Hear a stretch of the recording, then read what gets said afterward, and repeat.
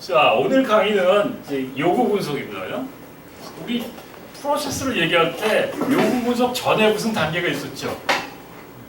우리 워터폴 모델이나 다른 거 할 때 처음의 단계가 뭐였죠?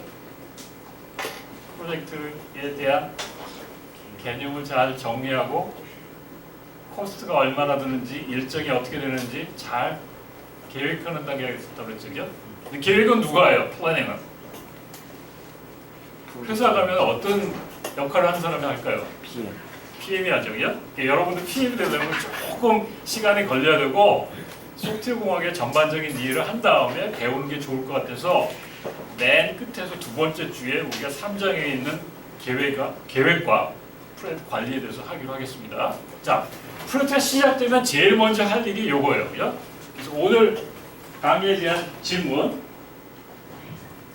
소프트웨어에서 requirement라는 게 뭔지 이게 엄청 중요해요. 이 감을 잡는 게 우리가 이제 이번 주 다음 주에 대해서 소프트웨어에 대한 어떤 요구 사항들 또 조건들 요구 조건들 이런 것들 찾아낼 텐데 그게 뭔지 정확하게 알아야 우리가 개발하는 시스템의 요구를 찾아낼 수 있겠죠. 그죠? 그리고 사용자한테 우리가 가서 여러분들이 만약에 회사 가서 어떤 뭐 주문용 소프트웨어를 만든다든지 아니면 뭐 상사의 지시를 받아서 뭔가 할 때 얘가 요구가 될 건지 안 될 건지 이걸 정확히 알아야 돼요. 그죠? 그래야 여러분이 소프트웨어 안에 담을 수 있겠죠. 그죠? 그래서 오늘 얘기는 되게 추상적인 것 같다는 얘기를 자꾸 하는데 그렇지 않아요. 되게 구체적이야. 요구사항이라는 건 굉장히 구체적으로 써야 돼. 근데 그거를 소프트웨어를 많이 개발해 보면 그 감이 생길 수 있다는 거죠. 자, 소프트웨어에서 어떤 게 요구가 될 수 있나? 그게 제일 중요한 이슈입니다. 두 번째 질문은 그거를 어떻게 찾아낼 수 있나? 이 요구라는 건 주로 누가 아이디어를 가지고 있을까요? 소프트웨어에 대한 요구. 네? 사용자들이 많이 가지고 있고 또 네이버나 카카오나 같은 데 가면 사용자한테 받나요? 안 그렇죠, 그죠? 스타트업 같은 데 누가 해요? 기획자가 해요. 그냥? 나가면 개발자 말고 네이버 같은 데 가면 기획자도 엄청 많다고 문과 출신들은. 그런 사람들이 그런 아이디어를 내서 이걸 상품화합시다 라고 합니다. 자, 어떻게 이걸 정리하나? 이거는 뭐 되게 상식적인 얘기라서. 그리고 다음 시간에 우리가 유스 케이스라는 좋은 방법을 소개하기로 하겠습니다. 자, 요구라는 게 뭔지 한번 설명해 보겠습니다. 요구 작업. 요구 작업은 뭐 간단해요. 요구를 찾아서 그걸 잘 분석해서 이게 요구가 될 거냐 안 될 거냐 보고 이걸 과연 우리 이번 프로젝트 버전 1에 할 거냐 말 거냐 범위를 결정하고 그걸 잘 확인한 다음에 잘 정리하면 되죠. 그걸 문서로 정리하든 아니면 프로토타입을 만들 수도 있고요. 자, 2단계에서 굉장히 중요한 거는 고객과 사용자와의 소통이에요. 그죠? 이게 소통 잘 될 것 같아요. 얘는 컴퓨터 하나도 모르는 이쪽은 컴퓨터를 많이 알지만 이쪽을 잘 모르는 거예요. 그러니까 대화가 되게 중요하고 애자일 같은 데서는 같은 팀을 이뤄서 같이 밥 먹고 같은 사무실에서 고객과 같은 프로젝트를 하게 됩니다. 그래서 여러 가지 방법에 의해서 이걸 찾아내고 그걸 정리하고 그걸 한번 확인하는 네가 원하는 게 진짜 이거냐라고 물어보고 확인됐으면 그 다음에 개발해 나가는 그런 작업입니다. 자, 제일 어려운 거 오늘 중요한 거 얘기합시다. 일반적으로 요구 그러면 뭐 원하는 것 그런 거죠, 그죠? 여러분들 직장을 구하는데 어떤 요구 조건이 있습니까? 기업은 그런 게 있죠. 인재상 그래서 우리 회사에 들어올 사람들은 이런 조건이 있어야 됩니다라고 딱 제시를 하죠. 여러분들은 회사를 선택할 때, 회사에 갈 때 나름대로 여러분들의 요구 조건이 있습니까? 정리가 되어 있습니까? 마음속으로 좀 있습니까? 네. 그게 좀 뚜렷히 하는 게 좋겠죠. 그죠? 아무 회사나 다 들어가 보고 거기서 마음에 안 들면 나오고 뭐 이러면 좀 오버헤드가 크잖아요. 그죠? 자, 우리 문화가 뭔가 정확하게 내가 원하는 걸 제시하는 문화가 아니야. 그래서 여러분들 이거 더 잘해야 돼요. 알겠죠? 그죠? 그렇죠? 선택이 주어졌을 때 선택을 잘 못하는 문화예요. 근데 소프트웨어 쪽은 그렇게 하면 나중에 개발자가 힘들어져요. 자, 찾읍시다. 소프트웨어에 대해서 고객이 요청한 것, 조건을 확정한 것. 소프트웨어에 대해서 고객이 요구하는 게 어떤 게 있을까요? 주로. 예를 들어서 여러분들 지인이 나 우리 뭘 얘기해볼까? 우리 쇼핑몰 하나 만들려고 그러는데 그 쇼핑몰 웹사이트든지 아니면 뭐 모바일 소프트웨어든지 만들어 달라고 뭔가 요구할 때 그 요구라는 건 뭘까요? 소프트웨어에서 예를 들어서 여러분 웹사이트를 여러분들이 쇼핑몰을 하나 만들어 볼 때 원한다 개발하는 사람한테 제시한다 그러면 여러분들 요구를 어떻게 얘기할 수 있을까요? 사용자가 원하는 제품. 그러니까 사용자 원하는 것이 구체적으로 뭔가요? 또 원하는 제품이 원하는 제품이 원하는 제품이 잘 찾아지도록 잘 하는 알고리즘. 찾아지도록 하는 알고리즘. 이렇게 얘기할 때 되게 못 알아들어요. 알고리즘 소리가 나올 때부터 사용자하고는 이제 멀어지는 거예요. 자, 쇼핑몰에서의 사용자 요구하는 거. 내가 물건을 찾을 수 있으면 좋겠어. 검색이지, 그지? 또 쇼핑몰 잘 다 이용해 봤잖아. 눈으로 볼 수 있는. 지금 검색이라는 게 브라우징이라는 걸 볼 수 있는 거죠. 그 다음에 결제하는 거, 그죠? 또 중요한 거. 네? 쿠폰을 어떻게 하는? 그냥 쿠폰을 어떻게 하는? 쿠폰 가지고 할인해서 결제할 수 있는 거. 네. 더 중요한 거, 아주 핵심되는 거. 이거 없으면 쇼핑몰에 들어갈 수 없는 거. 뭐? 그건 저 밑에 있는 일이고. 네? 로그인. 쇼핑몰에서 로그인이 핵심되는 기능인가요? 배송 시스템. 네? 배송 시스템. 제품성으로. 여러분들 쇼핑몰에서 진짜 요거 빠지면 안 돼라고 탁 꺼낼 때 제일 먼저 해야 될 게 뭐야? 제품 정리? 주문이잖아, 주문. 쇼핑몰에서 내가 주문할 수 있으면 뭐가 돼? 다 다른 거는 부수적인 일이지. 오케이? 그걸 잘 꺼낼 수 있어야 됩니다. 자, 이렇게 계속 해볼게요. 진정한 요구를 찾는 일, 프로젝트의 성공의 필수 조건, 여러 이해 당사자. 여러 이해 당사자라는 거는 소프트웨어와 관련된 여러 가지 이해관계가 있는 사람. 누굴까요? 여러분들이 회사 가서 소프트웨어를 개발했을 때 그거와 연관돼서 막 의견도 낼 수 있고 여러분들 케어해 줘야 될 사람. 누굴까요? 소비자, 사용자, 또 기획자, 또 회사의 아주 경영치에 관련된 고객, 그걸 우리가 커스터머라는. 고객하고 사용자는 우리 쪽에서 좀 다르게 보여요. 사용자는 우리 학교에서 만약에 유드림의 넥스트 버전을 누구한테 개발 의뢰했다. 그러면 교수님이나 학생이나 직원은 다 뭐가 되나요? 그 소프트웨어의 사용자죠. 그러면 그 회사에 대해서 돈을 지불하고 그 외주 준 걸 관리하고 그런 구매과에 있는 분이나 아니면 총장님이나 다 고객이죠. 개발자. 또 수없이 많을 거예요. DB 관련돼서 뭐 DB 어드미니스트레이터, 그죠? 또 만약에 우리가 어떤 결제 시스템에 의해서 결제와 연관되어 있는 어떤 그 신용 정보 회사라든지 그런 거하고 연결되는 그쪽도 다 이해 당사자들이죠. 자, 그런 사람 다 연관되어 있어요. 그다음에 이제 요구에는 두 가지가 있는데 기능이 있고 소프트웨어가 갖는 기능. 아까 내가 얘기했죠. 웹사이트에 주문해야 된다든지 또는 아까 우리 검색해야 된다든지 그걸 잘 화면에 보여줘야 된다든지 뭐 이런 것도 다 기능이죠, 그죠? 기능 외적인 거는 이제 그 아까 우리 저기 얘기했는데 보안이라든지 성능이라든지 이런 게 기능 외적인 거예요. 그 다음에 제한 사항 이런 것도 하나의 요구가 될 수 있어요. 특정 언어로 해달라든지 특정 플랫폼에 해달라든지, 그죠? 그 다음에 뭐 소프트웨어 시스템 해결책을 위한 지원. 예를 들면 뭐 우리 쪽에서는 모바일 쪽에 iOS나 또는 안드로이드 쪽에 거를 해달라는 거지. 이런 건 어떤 소프트웨어 시스템 특별 해결책에 대한 제한 조건이거든요. 자, 그래서 어느 정도 우리가 요구에 대한 감을 잡았는데 크게 나누면 기능적인 요구와 기능 외적인 요구가 있습니다. 아까 우리 설명했죠, 고객이 요구하는 시스템에 처리할 기능. 그러니까 이 시스템이 어떤 서비스를 할 건지를 나타내 주는 거. 그죠? 얘가 뭘 해야 되는지, 소프트웨어가 무슨 역할을 해야 되는지, 무슨 일을 해야 되는지 그걸 나타내는 게 기능적인 거고, 기능 외적인 거는 그걸 갖추기 위해서 여러 가지 조건들. 검색을 했는데 검색이 뭐 30초 이상 걸리면 안 되겠죠, 그죠?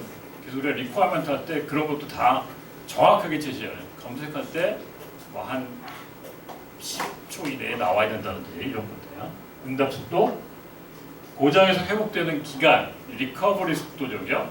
그다음에 그 리커버리 했을 때 그 중간에 어떤 데이터들이 날아가면 안 된다든지 보안이라든지 이런 것들이 다 기능 외적인 의미. 지금 여기 점선으로 된 의미는 뭐냐면 얘는 잘 보여요. 얘는 잘 안 보이기 때문에 요구사항에 빠지는 경우가 되게 많아요. 그러면 어떻게 되냐면 기능은 잘 되는데 사용자가 하세요를 기다린다든지, 그죠? 잘 그 성능이 안 나온다든지 그렇게 되는 경우에 소프트웨어가 사용하기 어렵겠죠.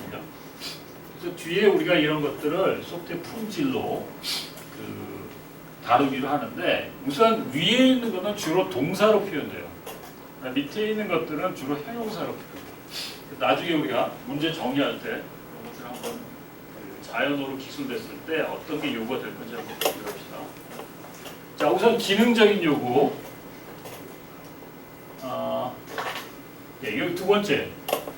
소프트웨어를 우리가 사용하는데 사용자가 어떻게 요청을 했을 때 어떤 반응을 보이는지, 소프트웨어 시스템이 사용자한테 어떤 서비스를 제공하는지 이런 게 다 기능입니다. 지금 오른쪽에 여기에 뭐 그래픽 에디터 같은 거에 기능이 지금 나열되어 있거든요.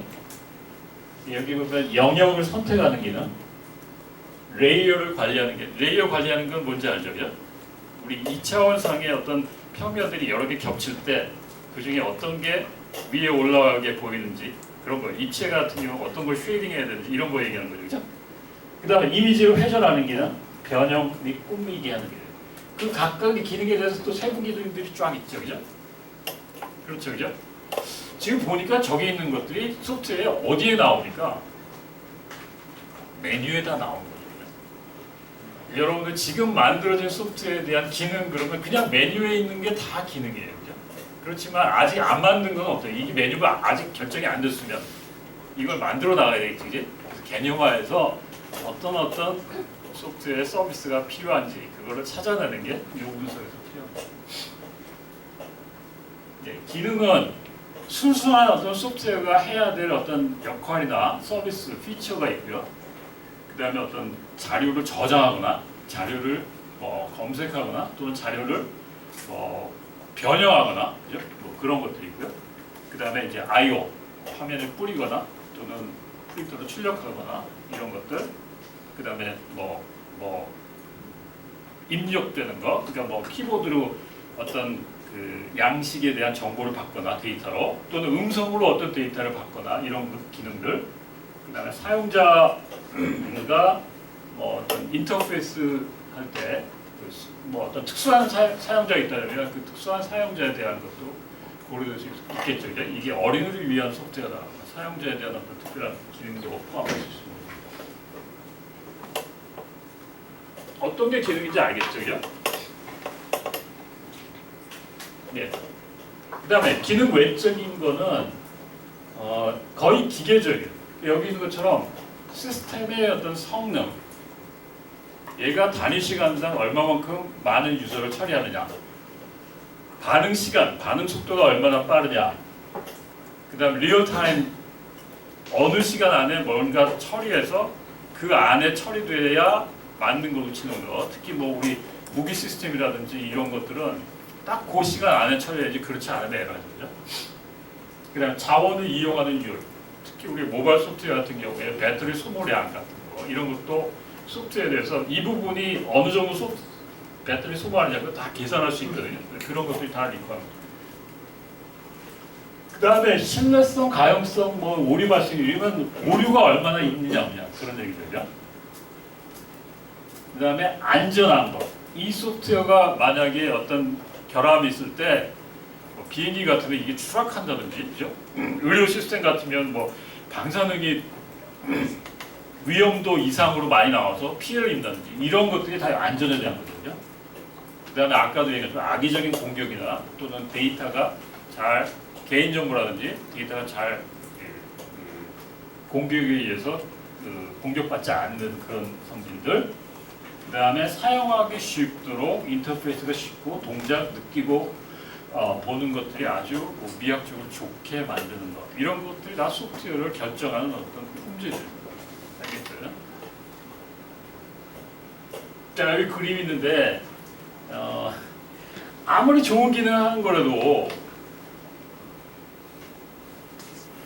너무 그 용량을 초과해서 우리가 한다 그러면 감당하기 어려운 거거든요. 우리가 특히 그 클라이언트 서버 시스템 만들 때 서버가 견딜 수 있는 그런 성능, 그런 것들을 나중에 우리가 테스트를 통해서 그걸 이제 예측을 할 수 있는데 그런 것들이 되게 중요하다. 자, 거기까지 혹시 질문 있나요? 소프트웨어에서 어떤 게 요구인지 뭘 하나 해볼까? 여러분들 관심 있는 제일 많이 만들고 싶어하는 소프트웨어 뭐가 있을까요?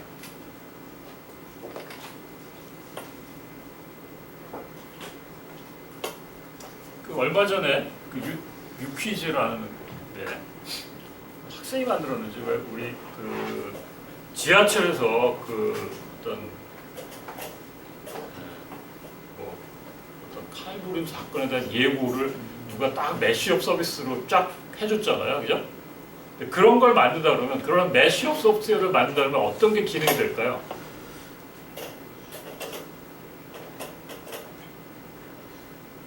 정보 수집. 네? 정보 수집. 그렇죠.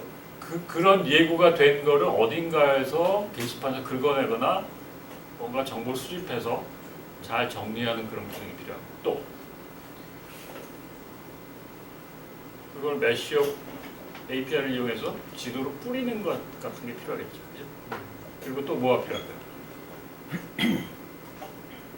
만약 어떤 지역에 내가 어느 역에 간다 그러면 거기에 뭔가 대체 있는지 없는지 그 위험한지 안 한지 그걸 위험도를 표시하는 그런 기능이 있을 수 있죠. 지금 내가 얘기하니까 다 끄덕끄덕 하는데 이게 여러분들 머릿속에 빨리빨리 생각이 나야 돼요. 그러려면 소프트웨어를 많이 사용해 보는 수밖에 없어요. 이번에 여러분 프로젝트 할 때 오늘도 이제 끝난 다음에 저기 한번 봐달라는 팀이 있는데 구글에서 똑같은 걸 한번 찾아봐. 다 있어. 거의 다 있어. 그래서 그걸 다운받아서 사용해 보고 이 중에 내가 할 만한 거, 그 다음에 좀 더 부족한 거 그런 걸 찾아보면 되게 좋은 아이디어가 돼요.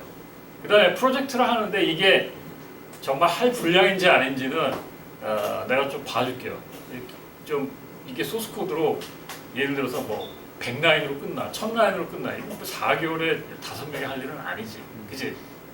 그러니까 소스 코드로 한 꽤 돼야지, 그치? 그 기능은 감 잡을 수 있잖아.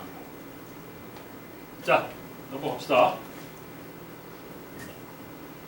자, 우리가 소프트웨어에 대한 요구를 찾았을 때 이거를 할 수 있는 건지 없는 건지를 좀 따져봐야 되죠, 그죠? 왜? 우리 현실 세계니까 시간도 한정돼 있고 우리 팀원의 일하는 양도 한정돼 있고, 그죠? 그리고 데드라인도 딱 있고 그러니까 이걸 뭐든지 사용자가 요구하는 걸 다 할 수는 없어요, 그죠? 그러니까 그거를 잘 우선순위로 정리하는 작업이 필요해요, 그죠?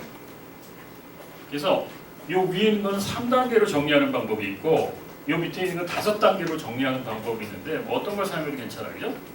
그러니까 시스템에서 얘는 꼭 필요한 기능이야. 얘가 빠지면 안 돼. 예를 들어 아까 우리 웹 기반으로 어떤 쇼핑몰을 만드는데 주문이 빠지면 이거는 안 되지. 그런 거는 프라이어티가 제일 높은 거예요. 그 다음에 얘는 요망이 되다 필요한 거는 아닌 요구. 그 다음에 맨 마지막에 있는 거는 뭐 잘라도 되고 있으면 좋고 뭐 이런 기능이거든요. 그러니까 프라이어티를 쫙 봐서 아 얘는 꼭 들어가야 돼. 얘는 좀 보조적인 거야. 근데 좀 필요한 것 같아. 얘는 이번 버전에 안 해도 괜찮아. 다음번에 확장할 때 해도 있어도 없어도 되는 기능이야. 라는 걸 좀 정리하면 좋겠죠. 그래서 시간이 만약에 쭉 하다가 에자일 같은 거는 이런 거를 다 우리가 백로그로 만들거든요. 그래서 이거는 꼭 필요해서 이번에 스프린트에서 했다. 제일 우선순위가 높은 것들을 이제 해나가니까. 그러다가 뭐 이번 달에 릴리스 해야 돼. 그럼 밑에 있는 백로그는 더 이상 할 수 없다고 그러고 거기서 마감해서 릴리스 하면 되겠죠. 그런 식으로 여러분들이 공부하는 거나 뭐 시간이 없을 때 딱 저렇게 뭐가 해야 할 일을 리스트업하고 뭘 제일 먼저 해야 되는지 이런 걸 잘 정리를 해보면 훨씬 효과적으로 일을 할 수 있습니다. 밑에 있는 거는 지금 쇼스토퍼 얘가 없으면 안 되는 거예요. 꼭 필요한 거예요. 진짜 꼭 필요한 거죠. 그 다음 얘는 요구되는 거. 얘는 그냥 유용한 거야. 있으면 유용한 거. 얘는 그냥 도움이 되기는 하지만 없어도 되는 거. 얘는 뭐 별 차이가 없는 기능이죠, 그죠?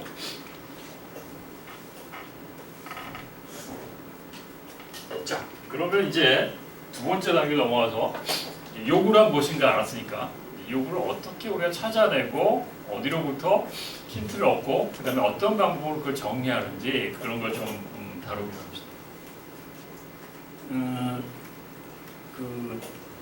사실 우리가 개발자로서 여러 가지 방면에 잘 알고 있는 전문가라고 그러면 쉬울 수 있어요. 그죠? 예를 들어서 여러분들이 회사 가서 어떤 기업을 위해서 일하는데 그 기업이 뭐 증권 쪽이다, 또 금융 쪽이다 이러면 거기에 관한 지식은 좀 일부 가지고 있어야 되죠. 그죠? 그래서 그런 정보들을 우리가 얻을 수 있는 어떤 출처들 그런 게 사용자한테 제일 사실은 많이 있어요.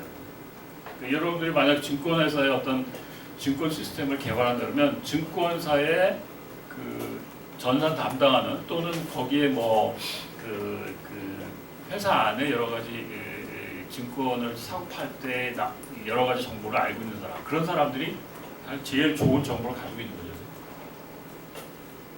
그 다음에 도메인 전문가는 고객이 될 수도 있지만 고객이 아닌 사람 중에 그 분야를 잘 알고 있는 그런 컨설턴트들이 있어요. 특히 그 기업 시스템, 엔터프라이즈 시스템을 가서 할 사람들은 대기업에 예를 들면 뭐 재무, 그다음에 뭐 구매, 생산, 뭐 인사, 뭐 이런 것들을 할 사람들은 대개 이제 그 여러 명이 들어가는데 개발자도 들어가고 현업에 있는 고객도 있고요. 그다음에 이제 컨설턴트가 들어가는데 그런 사람들이 전문가들. 그 분야의 지식을 아주 잘 알고 있는 사람들. 그다음에 이해 당사자가 아까 우리 얘기했던 그 시스템에서 영향받는 여러 가지 사용자, 고객, 또 연관되는 시스템의 어떤 개발자, 또 DB를 설계한 사람, 또 UI를 설계한 사람, 뭐 이런 기획자, 뭐 이런 사람 다 해당 되겠습니다. 그 다음에 사용자는 시스템을 직접 사용하는 사람이에요. 고객과 사용자가 같을 수도 있고 다를 수도 있는데 아까도 얘기했지만 사용자는 우리가 개발한 시스템을 정말 사용할 수 있는 엔드 유저에 얘기하는 거고요. 고객은 그 개발을 위해서 재정적으로 지원해주고 책임을 맡고 있는 사람을 얘기합니다. 그 다음에 마지막에는 이 역공학은 이런 경우가 있어요. 우리가 개발하는 시스템이 이미 개발된 버전이 있어. 다음 버전, 차세대 시스템 또는 다른 플랫폼에 우리가 새로 만들기 위해서 또는 다른 기술로 만들기 위해서 새 프로젝트를 한다 그러면 이전에 만든 그런 소프트웨어들은 우리가 개발하는데 도움이 많이 되겠죠, 그죠? 그래서 그거를 우리가 리엔지니어링, 현재 있는 시스템을 잘 공부하고 그걸 발전시켜서 새 시스템을 만드는 그런 형태로. 자, 이제 요구를 추출할 때는 여러 가지 사람들에 대한 이야기도 듣지만 여기 지금 문서들, 그죠? 지금 우리가 소프트웨어로 하지 않고 그냥 뭐 문서로 서류로 처리하고 있는 시스템이 있다. 그런 경우 서류 안에 들어가 있는 여러 가지 자료라든지 또 그 서류를 처리하는 절차라든지 그 업무하는 흐름 이런 것들이 다 좋은 정보죠. 그죠? 네, 그래서 그거를 잘 나중에 정리하면 되고요. 지금 사용하고 있지만 좀 오래된 시스템들, 그걸 우리가 레거시 시스템이라고 합니다. 한 몇십 년 돼가지고 좀 현재 사용될 수도 있고, 좀 어떤 시스템 안에 지금 그 일부 들어갈 수도 있고 뭐 그런 걸 우리가 레거시 시스템이라고 하는데 이런 걸 개선하거나 그럴 때 저기 안에 있는 정보들이 굉장히 좋은 자료가 되겠죠.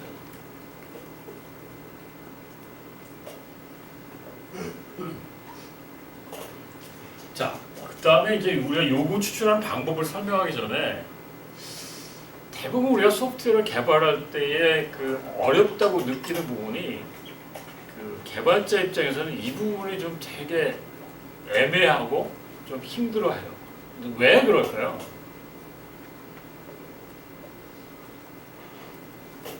아까도 얘기했지만 요구라는 거는 내가 가진 아이디어가 아니라 사용자나 고객이 가진 아이디어이기 때문에 그걸 말해서 잘 정리하는 게 쉽지 않아요. 개발팀이 내가 개발할 소프트웨어에 대한 분야에 대해서 전문 지식이 별로 없다는 얘기. 예를 들면 여러분 자동차에 관련된 뭔가를 만들려고 그러는데 자동차 안에 있는 다른 시스템들을 잘 모른다. 그러면 안 되겠죠. 고객과 사용자가 소프트웨어가 무엇을 하는지 또 어떻게 이걸 표현할지 잘 모릅니다. 이거는 이제 소프트웨어를 잘 모르는 경우인데 우리가 이걸 배우면 쉽게 그림 가지고 그런 내용을 표현할 수 있거든요. 그런 것들을 우리가 좀 잘 동원할 필요가 있고요. 배경 지식에 대한 부족, 아까 우리 이거 도메인에 대한 이해 부족하고 마찬가지 얘기인데 어떤 기기에 대해서 우리가 뭐 컨트롤 시스템 만든다. 그 기기에 대해서 우리가 잘 모르니까 잘 이야기해야 되는데 이야기할 때 개발자 입장에서는 뭐 자꾸 알고리즘이나 뭐 어떤 DB 형태 랭귀지로 이렇게 자꾸 얘기하고 싶지만 그걸 잘 못 알아듣죠. 그죠? 또 사용자의 경우에는 전문 지식에 대한 개념을 얘기할 텐데 우리가 그걸 잘 이해를 못할 수도 있어요. 그래서 그 여러 가지 내용 중에 결국은 사용자와 개발자가 같이 이해할 수 있는 쪽으로 많이 노력하는 작업이 필요하다는 거죠. 그래서 우리가 워터폴 모델을 우리가 개발했을 때는 보통 요구 분석이 딱 끝나면 사용자하고는 그 다음에 빠이빠이 거의 같이 뭐 할 일이 없어요. 근데 애자일 같은 경우나 또는 다른 진화적 모델인 경우에는 어떤 시스템의 중요한 기능들을 만들어서 사용자한테 빨리 보여주고 또 애자일 같은 경우는 같이 스크럼 같은 경우는 사용자와 같은 팀으로 같은 사무실 쓰면서 계속 개발에 참여하게 합니다. 그 다음에 요구사항이 제일 어려운 건 아까 이거 기능 외적인 요구를 잘 파악 못해서 잘 만들어놨는데 성능이 나오지 않아서 캐리 처분되는 경우, 그 다음에 마지막에 있는 것처럼 요구가 계속 변경되는 경우. 사실 이게 굉장히 많아요. 점점 사회가 발달할수록 우리가 예전에 생각했던 어떤 소프트웨어에 담을 어떤 내용하고 최근에 우리가 개발된 기술들이 더 적용돼서 그 기능에 들어가야 될 거는 엄청나게 새로운 것들이 많거든요. 그래서 계속 변경되는 이유 때문에 힘들게 됩니다. 그래서 여러 가지 방법이 있는데 그 스크럼에서는 어떻게 저걸 해결하는지 나중에 다루기로 하고요. 자, 거기까지 혹시 질문 있나요? 조금 끊었다가. 자, 그러면 두 번째 주제로 넘어갑시다. 요구를 하는 거를 어떤 방법으로 꺼낼 수 있는지. 사실은 의견을 꺼내는 거하고 거의 유사해요. 그죠? 여러분들이 팀에서 어떤 아이디어를 잘 꺼내는 방법 또는 회의하는 방법, 그죠? 결국은 아이디어니까, 그죠? 네, 그런 것들을 어떻게 수집할 수 있느냐. 뭐 상식적인 방법인데 하나씩 다 쓰이고 있는 거니까 좀 살펴보기로 하겠습니다. 제일 좋은 거는 뭐예요? 요구에 대한 아이디어를 제일 잘 가지고 올 수 있는 고객이나 사용자한테 잘 정리해서 발표해 주세요 하면 좋죠. 그죠? 네가 요구하는 거 네가 제일 잘할 테니까 잘 정리해서 한 1시간 정도 PPT 만들어서 발표해 주세요 하면 개발자 입장에서는 제일 좋은 거예요. 근데 이거를 다 받아줄 수는 없고 나중에 우리가 걸러내야 되긴 하지만 실제 나가면 고객이 이거를 되게 정리된 것도 좀 하기 어려워하는 경우가 되게 많아요. 두 번째는 문헌을 조사하는 그 시스템과 관련된 여러 가지 배경 지식이나 또는 그 시스템과 관련되어 있는 이미 개발된 시스템의 매뉴얼이나 또는 설계 문서나 이런 것들이 하나의 좋은 도움이 되고, 그다음에 만약 자료가 있다 그러면 그 자료를 그 사무실에서 전표 같은 걸로 가지고 있겠죠. 그래서 그런 것들이 하나의 좋은 자료가 됩니다. 그다음에 세 번째는 업무 절차와 양식. 우리가 보통 기업 시스템을 우리가 개발할 때는 장기적인 플랜이 있거든요. 그래서 그 장기적인 플랜에 의해서 먼저 개발된 업무에 대한 리엔지니어링 프로세스, 업무에 대한 절차를 다시 설계한 거, 이런 내용들이 굉장히 소프트웨어 만드는데 좋은 자료가 됩니다. 대개 기업들, 우리 그 학교도 마찬가지인데 우리 학교의 전산 시스템을 그냥 즉흥적으로 무슨 소프트웨어에서 뭐 필요하다고 해서 발주해가지고 금방 개발하지 않거든요. 장기적인 플랜이 있어요. 그냥. 그래서 그걸 우리가 그 strategic planning이라고 그러는데, 이 중에 아마 나중에 특히 SI 업체 가서 그 전략적 계획 수립 같은 거를 할 사람도 분명히 있을 거예요. 그러니까 5년, 10년 텀으로 이 회사에 또는 뭐 정부 기관이라면 그 기관에 정보 시스템을 어떤 식으로 가져갈 거냐라는 장기적인 계획이 있으면 그 계획 안에 이런 내용들이 많이 들어가 있다는 거죠. 그죠? 그 다음에는 설문. 설문이 뭡니까? 설문. 앙케이트 조사하는 거. 왜 합니까? 이런 건. 넓은 사람의 의견을 듣기 위한 거죠. 그죠? 질문지 작성하는 거. 그 다음에 인터뷰. 직접 만나서 물어보는 거죠. 그죠? 그 다음에 회의를 할 때 어떤 아이디어를 집중적으로 쏟아넣는 회의를 우리가 브레인스토밍이라고 얘기해요. 그러니까 이거는 뒤에도 얘기하겠지만 어떤 회의에 어떤 그 의견들을 종합해서 뭔가 의사결정을 내리는 건 아니에요. 그냥 아이디어를 쏟아내서 이게 소프트웨어 안에 어떤 아이디어가 담길 수 있는지를 우리가 제시하는 그런 회의입니다. 그 다음에 마지막으로 유저 스토리나 유스 케이스는 요건 우리 이번 학기에 이런 유스 케이스로 해볼 텐데 이제 다음 시간에 화요일날 우리가 자세하게 다루게 되겠습니다. 자, 한 가지씩 봅시다. 거의 뭐 상식적이고 쉽게 알 수 있는 것들. 자, 어떤 회사에 여러분들이 갔는데 고객사를 위한 소프트웨어를 만들으라고 했어. 그러면 요구 분석 단계에서는 그 고객을 가서 만나야 되겠죠. 뭘 새로운 시스템에 개발되길 원하는지, 그죠? 자, 그래서 우선은 다른 것보다는 고객한테 새로운 시스템에 대해서 어떤 기능과 어떤 요구사항이 있는지를 한번 쫙 들어보는 것도 굉장히 효과적이에요. 그죠? 근데 그럴 때 그냥 마구잡이로 그냥 이야기해 주세요 하지 말고 고객의 업무 중에 제일 우리 새로운 시스템 개발할 때 잘 알고 있는 사람을 먼저 찾아내서 뭘 발표할 건지 먼저 얘기해주고, 그죠? 그 다음에 내가 좀 궁금해하는 거, 그런 것들을 미리 무엇이다라고 알려주면 그 발표하는데 더 많이 포함시킬 수 있겠죠, 그죠?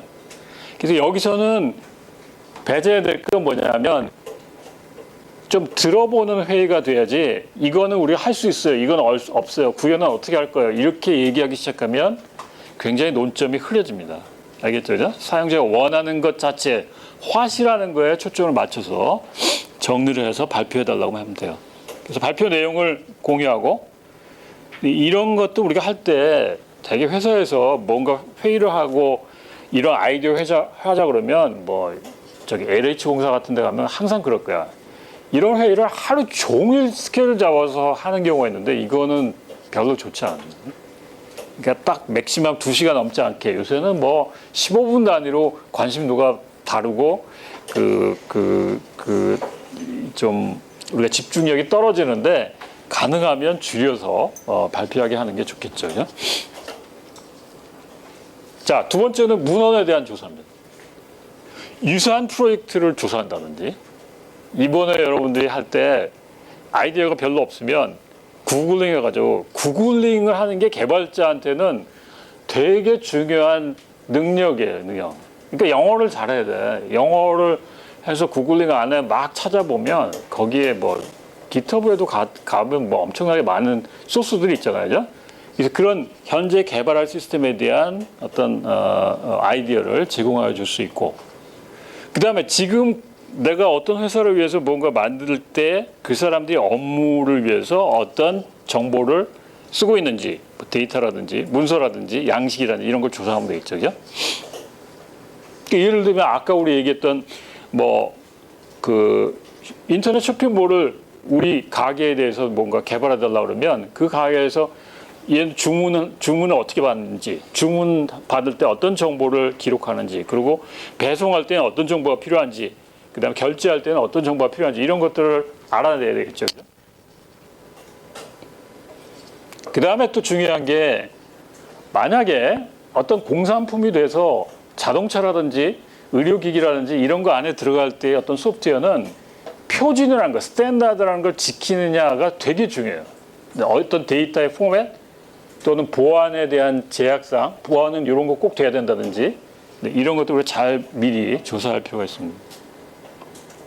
그 다음에 관련된 정책이나 규제, 뭐 카피라이트라든지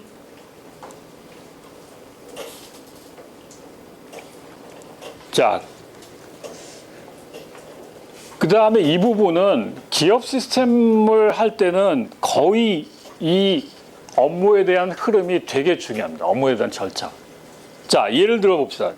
여러분들 유드림을 만약에 지금 우리가 개발돼 있지만 유드림 같은 걸 여러분들이 개발한다고 생각해. 그러면 우리 학사 업무를 위해서 직원들이 뭔가 하는 업무의 절차들이 있죠. 그죠? 여러분들 만약 휴학하겠다. 그럼 지금은 인터넷으로 온라인으로 다 타타타타 자동화되어 있지만 그게 안 돼 있을 때는 어떻게 했을까요? 여러분들이 휴학하겠다는 어떤 원서를 써가지고 그거를 뭐 학과에 가서 또는 지도교수한테 뭐 허락을 받고 학교에다 제출하면 그게 확인받아서 여러분들 상태가 언제까지 휴학한다는 게 들어가 있어야 되죠. 그죠? 그런 절차들입니다. 근데 그런 절차를 얘기할 때 업무 자체도 중요하지만 이 박스에 있는 건 업무입니다. 그리고 여기 있는 원이 있는 건 아마 데이터일 거예요. 그죠? 그 업무를 어느 부서에서 처리하는지도 되게 중요해요. 그래서 이게 지금 업무 프로세스를 그래프로 나타낸 건데 여기 있는 것들이 이제 업무를 담당하는 어떤 부서들이죠. 그죠? 그다음에 이게 플로우 차트 같은 절차들이에요. 그죠? 그래서 어디서 어떤 결정을 내려가지고 어떤 작업을 하고 작업 후에는 어떤 인포메이션이 나온다라는 게 지금 포함되어 있습니다. 우리가 그 스트래티직 플래닝을 할 때 그 비즈니스 프로세스를 그 정의할 때는 이런 도표가 상당히 많이 사용됩니다. 자, 그 다음에 설문. 그 혹시 가끔 가다가 우리 학교에서 정보관리 부처에서 그 커피 쿠폰 쏘면서 뭐 의견 조사하는 그런 아케이드 보죠, 그죠? 차세대 뭐 모바일 유드림을 만드는데 이런 아케이드에 대해서 조사를 한다. 뭐 그래서 여러분들 답도 하고 나도 뭐 많이 하는데, 그죠? 근데 이거는 설문은 우리가 목적이 무기명으로 하는데 광범위한 의견을 들어보기 위해서 하는 거죠. 그렇죠, 그죠? 그리고 감추어진 정보, 내가 예상 못한 정보를 우리가 끌어내기 위해서 이런 설문을 만드는데, 설문할 때 여러분들이 혹시 앙케이트 같은 걸 만들어서 돌려본 적이 있나요? 어떤 점이 좀 주의할 점인가요? 앙케이트 할 때. 질문을 굉장히 구체적으로 하는 게 좋죠. 그죠? 그 다음에 또 질문을 너무 많이 하면 안 좋죠. 이 설문하는데 예를 들어 30분 걸린다 그러면 여러분들 그 이렇게 진행되는 거 보고, 야, 질문이 한 100개 있는데 지금 한 30분 했는데 뭐 한 20개밖에 못했어. 그러면 중간에 안 하고 싶잖아요. 그죠? 기업에서 가끔 그런 것들 하던데, 그거 30분 이상 설문하기 쉽지 않아요. 그죠? 그러니까 꼭 필요한 것들을 짧게 질문하는 게 좋고, 그 다음에, 설문을 하면 여러분들이 설문지의 회수율이 평균 어느 정도 됩니까? 우리 뭐 강의 평가는 여러분 성적을 위해서 꼭 해야 되니까 뭐 8, 90% 넘지만, 실제 나가서 여기 여러분 직접 설문지 종이로 해다 가서 받으면 어때요? 10%도 안 될 거예요. 이게 10% 정도의 회수율이면 되게 좋은 거예요. 되게 이제 그 행동 조직학이라든지 아니면 심리학 이런 데서 길거리에서 많이 하거든요. 그거 상품 걸어도 잘 안 해요. 그러니까 그 설문을 할 때는 우리가 되게 그 의견이 광범위하게 듣지만 상당히 많이 그 설문지를 돌려야 좋은 그 의견들을 우리가 찾아낼 수 있습니다. 자, 그 다음에 인터뷰. 사실 이게 좀 확실한 방법이죠. 그죠? 내가 원하는 정보를 가지고 있는 사람이 누구인지 찾아가서 굉장히 심층적인 질문을 던져보는 거죠. 그죠? 그래서 여기서 인터뷰할 때 제일 중요한 건 뭡니까? 여러분이 만약 인터뷰 하는 사람이라고 그러면, 만약 여러분 신문사 기자라고 그러면 어떤 인터뷰가 좋은 인터뷰입니까? 꼭 필요한 질문을 잘 하는 거죠. 그죠? 근데 그렇게 하려면 무슨 준비가 필요하나요? 질문지를 작성하는 게 제일 중요합니다. 가서 즉석으로 우리가 얘기할 수도 있지만, 미리 질문지를 작성해서 어떤 경우에는 그 대상한테 미리 그거 질문지를 보여주고, 이런 질문을 할 테니까 준비해 주세요라고 하는 것도 되게 좋아요. 알겠죠? 그죠? 자, 그래서 대상자를 선정하고 언제 질문을 하겠다, 뭐 미리 질문서 작성해서 뭐 보여줘도 좋고, 실제 인터뷰 하는데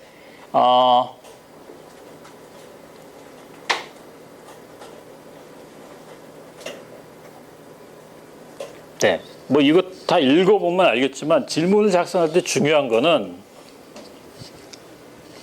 우리가 질문은 종류가 두 가지가 있죠.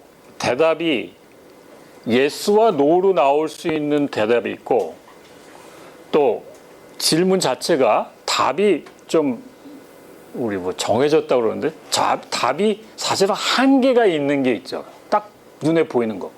근데 어떤 질문은 그 대답이 뭐가 나올지 잘 모르는 오픈 퀘스천들이 있죠. 그죠? 그러니까 답이 정해져 있는 거는 사실 별 효과가 없어요. 그러니까 예를 들어서 이 시스템에 대해서 어떤 기능이 필요해요? 라고 질문하는 거 하고, 그죠? 그 다음에, 이 시스템이, 뭐 그냥 yes, no로 대답할 수 있는 거, 이런 거는 별로 좋지 않아요. 특히 이 시스템이 나중에 어떤 모습을 갖춰주는 게 좋은지, 그런 비전에 대한 제시. 그 다음에 그 시스템에 대해서 어떤 게 문제점인지, 제일 지금 업무하면서 제일 가려운 게 뭔지, 그걸 물어서 그걸 어떻게 하면 해결할 수 있는지, 그걸 같이 이야기해 보는 게 굉장히 요구를 찾는데 도움이 된다는 얘기죠. 그 다음에 인터뷰를 하다 보니까 중요한 정보가 있는데 이 사람이 잘 몰라. 그러면 그 사람이 만약에 중요한 정보를 알고 있는 다른 정보원이 있다 그러면 그 사람을 컨택해서 또 다른 심층적인 인터뷰를 할 수도 있겠죠. 그 다음에 인터뷰할 때는 우리가 이렇게 말로 하는 것도 좋지만 그걸 이제 그림으로 그려서 예를 들면 메뉴 같은 걸 이렇게 딱 그리면서 이런 기능이 들어가면 좋겠다라는 걸 같이 이렇게 커뮤니케이션 하면서 정리를 해도 상당히 좋습니다.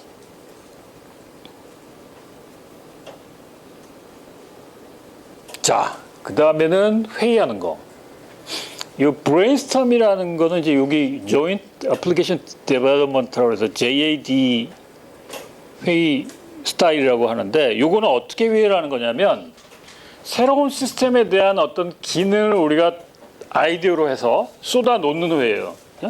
그러니까 여기 지금 종이가 있죠, 그죠? 각자 생각하는 시스템에 대한 기능을 내가 요구하는 거를 여기 종이에다가 한 가지씩 적어요. 그러니까 마치 우리 뭐 단어장이라든지 아니면 포스트잇 같은 거 하나에다가 하나씩 이렇게 유저 스토리처럼 적는 거죠. 그리고 내가 적은 거를 여기다 놔. 그럼 요 다음 사람이 요거 읽어봐. 그래서 요거 안에 만약에 내가 비슷한 내용이 있다 그러면 그건 다시 새로운 걸로 적을 필요 없죠, 그죠? 그래서 이걸 서큘레이션 하면서 같이 새로운 기능이나 아이디어를 찾아보는 회의가 브레인스토밍 회의입니다. 자, 이 회의를 할 때 주의해야 될 건 뭔가요? 어떤 아이디어가 이게 시스템의 기능으로 될 건지 말 건지를 논의하는 회의가 돼서는 안 돼요. 그냥 다 쏟아놓는 회의가 됩니다. 알겠죠? 그죠? 우리 회사 가서 회의하자 그러면 왜 이렇게 할까요? 그냥 말도 안 하고. 말도 하면 편하잖아요. 근데 왜 저렇게 할까요? 익명성. 회의할 때 우리가 특히 우리 문화는 수직 문화가 돼서 부장님이 얘기한 의견하고 저 사원이 얘기한 의견이 많이 반영할 때 차이가 날 수도 있어요. 그러니까 그런 걸 피하기 위해서 요즘은 수직 문화 안 하려고 뭐 그런 직급 이름 붙이지 않잖아요. 그냥 영어 이름으로 해서 뭐 부르잖아요. 그냥 다 그런 이유가 이런 회의나 의견 제시를 위한 좋은 도움이 되기 때문에 그렇습니다. 자, 브레인스토밍 하려면 우선은 그 주제자가 있어야 돼요. 누가 사회를 볼 건지 정하고 그 다음에 같이 토론할 어떤 주제들, 질문들을 정해서 그 질문에 대한 답을 종이에다가 하나씩 적고 그 다음에 돌려가면서 새로운 것들을 계속 쏟아넣는 그런 회의입니다.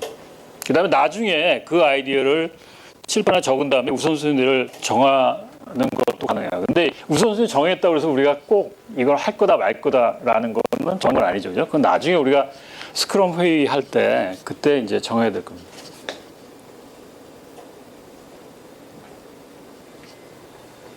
자, 그 다음에 나오는 이 방법은 요구를 상당히 구체적으로 제시하는 그런 방법입니다. 우리 지난번에 프로토타이핑 모델을 했었죠, 그죠? 프로토타이핑이란 뭐죠? 프로토타입? 우리가 만들 완제품 대신에 시제품 같은 걸 보여주는 거죠, 그죠? 그래서 프로토타이핑은 꼭 우리가 프로그램 짜지 않아도 괜찮아요. 되게 우리 그 SI 업체에서 어떤 일을 우리가 그 제안서 같은 걸 받으면 우리가 이렇게 개발할 거라고 UI를 쫙 그려오거든요. 몇 개 스크린만 중요한 거. 근데 그게 바로 프로토타입 될 수 있어요. 그 같이 회의하면서 종이에다가 무엇이 일어날지, 특히 우리가 UI 같은 것들은 이제 그걸 이렇게 그리는 그런 방법들이 있는데 UI를 이렇게 간단하게 스케치해서 이렇게 시스템이 기능이 있고 이렇게 흘러갈 거야라는 걸 우리가 보여주는 겁니다. 만약에 사용자가 스크린에서 볼 수 있는 UI를 볼 수 있다 그러면 되게 좋은 방법이죠. 그래서 우리 예전에 뭐 4GL이나 또는 뭐 요즘 그 뭐 iOS나 그 안드로이드 쪽에서 우리가 개발할 때 주로 화면 스크린들 같은 거를 이렇게 그리는 그런 형태 기능들이 있는데 그걸 이용해서 우리가 할 수 있고요. 그 다음에 이런 거 유저 인터페이스만이 아니라 시스템의 특별한 측면들, 뭐 어떤 특정한 알고리즘이라든지 특정한 데이터베이스의 어떤 성능이라든지 이런 것들을 우리가 확인할 때도 프로토타입을 보여주고 이런 정도의 성능이 나올 거예요라고 우리가 대답을 해줄 수 있죠.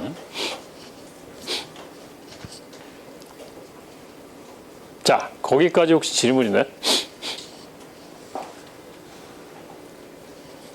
네, 그 사용자의 의견을 찾아내는 방법은 굉장히 다양할 거예요. 요즘 같으면 뭐 이렇게 그 지난번에 우리가 팬데믹을 겪었는데 그 팬데믹 상황에서는 만나는 회의는 되게 어렵잖아요, 그죠?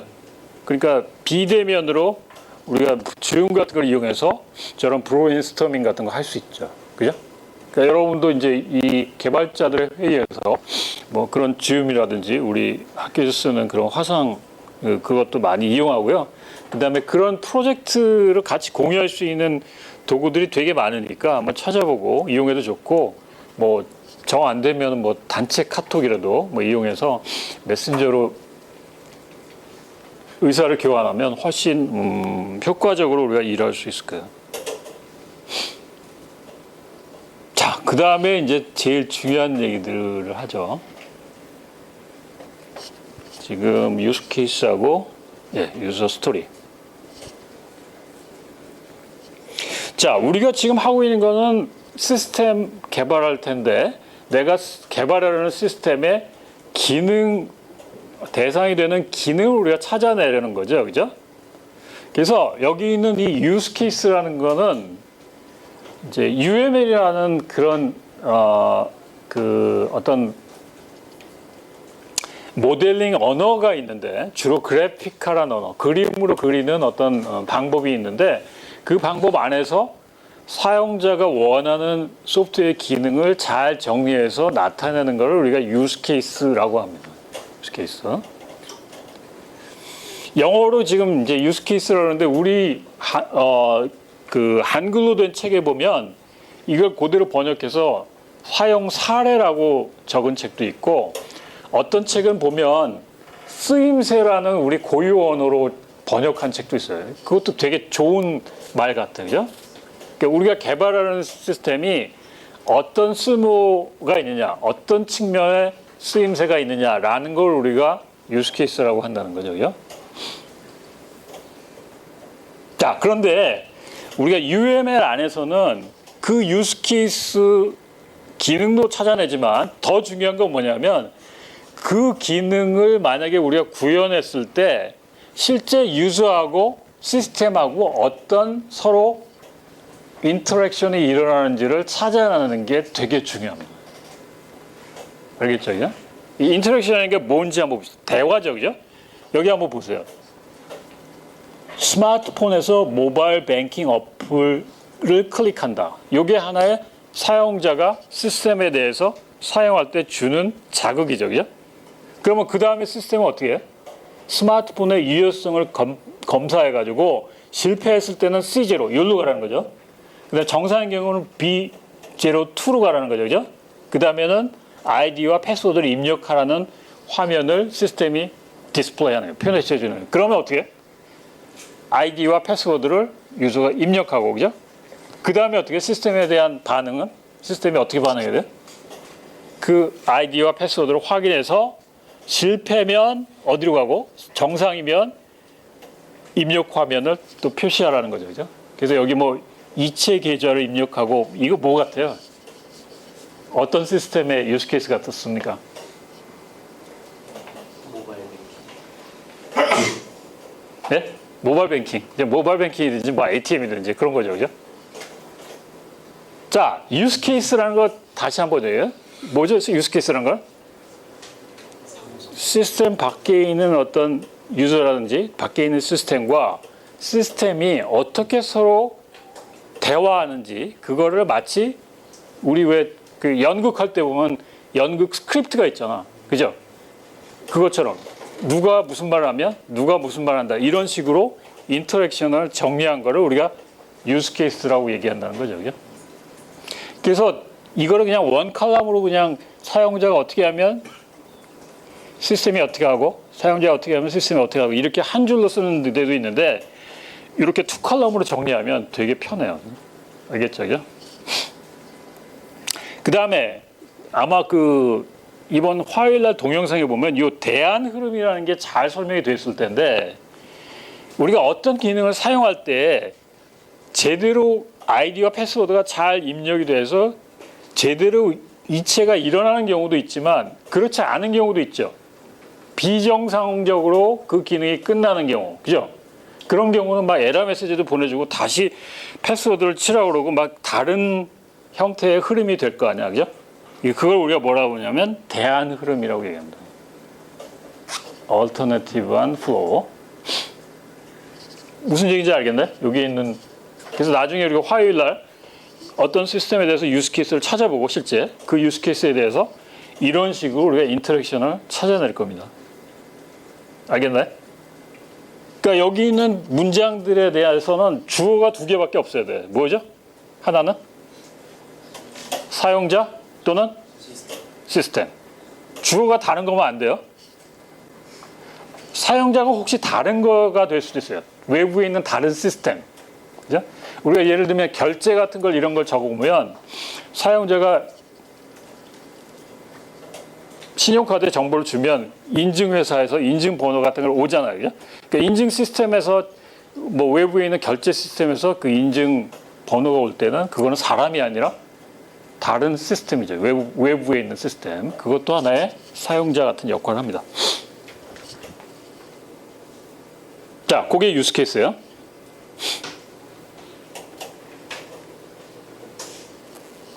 시간이 남아서 뭐 한 연습을 해볼까요? 뭐 유스 케이스 찾아내고 뭐 한번 해볼까요? 어떤 거?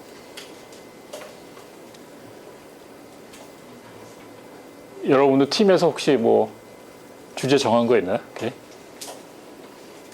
뭐 예를 들어서 한번 사용 사례 같은 걸 한번 즉흥적으로 한번 꺼내 봅시다.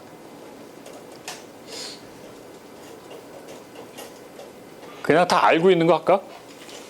예를 들면 여러분들 오늘 이제 점심 먹어야 되는데 점심 먹을 때 식당 가서 요즘은 다 키오스크에서 식권을 사잖아요. 그럼 그 키오스크에 있는 그 소프트웨어를 여러분 만든다고 생각해봐. 그럼 어떤 유스 케이스가 필요하지? 여러분들이 그 키오스크로 인해서 받는 서비스가 어떤 게 필요한가요? 메뉴 선택, 결제. 그러니까 지금 메뉴 선택이 아마 주문하고 거의 유사한 게 됐을 거예요. 그죠? 결제 또 주방에 어떤 거 있는지 주방에 어떤 거 있는지 주방한테 어떤 제품 선택했는지 메뉴를 입력하는 거. 그래서 메뉴를 바꾼다든지 입력하는 거. 그죠? 그런 기능도 필요하겠죠. 그죠? 또 네? 영수증 출력이나 아니면 식권 출력. 그런 것도 중요한 기능이죠. 그죠? 그게 유스 케이스예요. 그죠? 자, 이제 나중에 얘기하겠지만 여기 있는 이 유스 케이스가 굉장히 중요한 시스템의 덩어리가 될 거예요. 요 안에 있는 일들이 결국은 여러분들이 개발했을 때 만약 객체 지향으로 얘기하면 어떤 패키지, 어떤 클래스들이 모여가지고 한 패키지 안에 모듈로 자리 잡을 내용들이 여기 안에 다 들어가 있다. 근데 이걸 안 쓰면 여기에서 해야 할 일들이 이 사람 프로그램에도 있고 저 사람 프로그램에도 있고 저 사람 프로그램에도 다 연관돼 있어. 그러면 어떤 일이 일어나요? 만약에 여기 있는 대체 금액에 대한 한도가 바뀌었어. 근데 이게 만약 프로그램이 이 사람 프로그램도 찔끔 있고 저 사람 프로그램도 찔끔 있고 저 사람 그러면 어떻게 돼? 다 수정하고 다 뒤져보고 어디를 고쳐야 되는지 다 밤새고 고쳐가지고 다시 컴파일해서 다시 업로드하고 다시 같이 밤새야 되잖아. 근데 해보니까 이 사람이 짠 프로그램에 여기에만 이런 내용이 들어가 있고 다른 사람은 예를 들어서 뭐 현금을 인출한다든지 저 사람은 입금한다든지 그런 걸 기능으로 나눴다. 그러면 다른 사람은 손 안 대도 되지. 네, 이런 게 큰 덩어리입니다. 그죠? 자, 그 다음에 두 번째는 유저 스토리인데요. 이거는 에자일 방법을 쓰는데 그 UML하고는 달리 에자일에서는 간단히 한 문장으로 기능을 딱 정의합니다. 여기 지금 보면 이름으로 뭔가 찾아보는, 탐색하는 거죠, 그죠? 그래서 저기 있는 as a 학생 사용자로서 원하는 기능이 뭐냐면 중요한 부분을 언제든 확인하고 싶은 거고, 그 다음에 그 확인에 의해서 어떤 결과가 나왔냐면 내용 마킹이 가능. 그러니까 확인하기 위해서 어떤 체크 딱 그 박스에 뭘 체크하겠다는 얘기죠, 그죠? 그래서 이런 간단한 기능이 시스템의 기능이 이런 사용자 스토리로 나타낼 수 있는데 되게 에자일에서는 이런 거를 한 2주 만에 개발할 수 있는 크기로 다 만드는 거예요. 알겠죠? 그래서 이거는 되게 복잡하지 않아요. 앞에 있는 거는 UML에서는 막 치시콜 그게 썼잖아요. 그죠? 근데 여기서는 이렇게 카드에 한 장 딱 정리해서 여기서 바로 그냥 코딩에 들어갑니다. 자, 그 다음에 마지막에 있는 도메인 분석은 조금 어려운 얘기인데요. 우리가 요구 분석을 하다 보면 아무래도 그 소프트웨어가 적용되는 응용 분야의 전문 지식이 필요하지 않을 수가 없어요. 요즘 뭐 융합이 일어나서 뭐 기계 쪽하고도 결합되고 또 AI가 적용되는 분야가 뭐 굉장히 많죠, 그죠? 뭐 의료 쪽에도 적용될 수 있고, 그래서 그런 분야하고 같이 일을 할 때는 그 응용 분야에 있는 여러 가지 개념들, 그 다음에 규칙들, 그 다음에 업무하는 어떤 흐름들, 그런 것들을 잘 정리할 필요가 있어요. 그래서 그걸 우리가 뭐라고 하면 도메인 분석이라고 얘기합니다.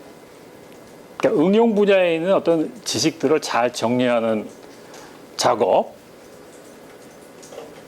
그래서 그 안에는 이제 예를 들면 병원에서 어떤 관련되는 일을 여러분들이 만약 도메인 분석을 한다 그러면 뭐 이런 것들, 환자 관리라는 게 뭘 의미하고, 그 다음에 약을 조제한다는 게 뭘 의미하고, 의료와 검사가 뭘 의미하고, 입원하는 게 뭘 의미하고, 이런 걸 분명히 우리가 정의하고, 이럴 때 이 작업을 할 때 이 기능이 어떤 절차를 거쳐서 무슨 데이터가 필요하고 이 작업을 하면 무슨 결과가 나와야 된다는 걸 우리가 점점 상세하게 분석해 나가는 단계가 필요합니다.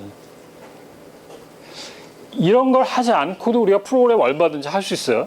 그래서 우리가 요즘 그 이제 도메인 드리븐 개발이라고 하는데 DDD라는 그런 걸 보면 이 개념을 정의해서 이 개념 안에 있는 것들을 우리가 코드 쓸 때 코드 안에 있는 클래스 이름이나 함수 이름을 이 도메인하고 굉장히 연관되게 만들자는 그런 개발 방법이 있어요. DDD라고.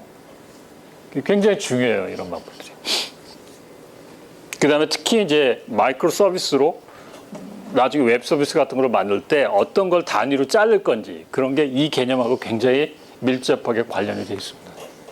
그러니까 만약에 마이크로 서비스 개념으로 웹 서비스를 우리가 안 하면 이런 것들이 되게 그냥 화면 만들어가지고 서로 그 화면 보고 개발할 때 굉장히 중복되는 부분이 많거든요. 교통 경로가 안 되거든요. 그래서 이런 그 좀 원천적인 원칙을 정한 그런 접근 방법이 필요한데 그런 게 도메인 개념을 찾고 그걸 정리하고 비즈니스 규칙을 찾는 그런 작업들입니다. 자, 거기까지 혹시 질문 있나요?